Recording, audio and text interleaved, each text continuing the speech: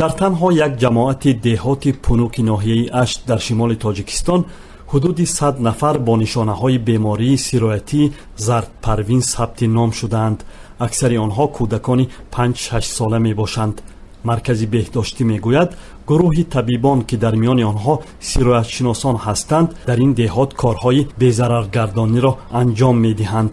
саида ғафурова котиби раиси ҷамоати пунук рӯзи 18 сентябр дар суҳбат бо радиои озодӣ гуфт ки табибон манобеи обӣ ва ҳоҷатхонаҳои маҳаллаҳо ва хонаҳои сокинонеро ки дар он сироятшудаҳо ошкор шудаанд бо васоили тиббиву кимиёӣ безарар мегардонанд. хонум ғафурова афзуд: کودکای یاش و کلانها کم با 4-5 ساله 6 ساله نمیخیره سیاه شده کمو با آمده سونی کار کرده بعدی مر شده اگه وقتر نگرفتر هست ممکنه کنه میشود. ба гуфтаи табибон нишонаҳои зардпарвин дар организми беморон дар ноҳияи Ашт асосан дар давоми моҳи охир ошкор шудааст.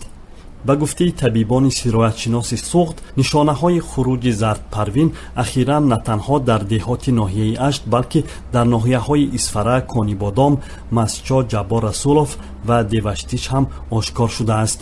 бино ба омори мақомоти беҳдоштӣ дар маҷмӯъ дар вилояти суғд дар соли гузаштаи 2016 беш аз 4500 нафар гирифтори зардпарвин шудаанд. рустамҷон собиров мудири шӯъбаи сироятшиносӣ дар маркази беҳдоштиву вогиршиносии суғд ба радиои озодӣ гуфт дар 8 моҳи аввали соли равон ҳудуди 1400 бемори зардпарвинро ба қайд гирифтанд ва табибон ҳоло вазъро таҳти назорат доранд.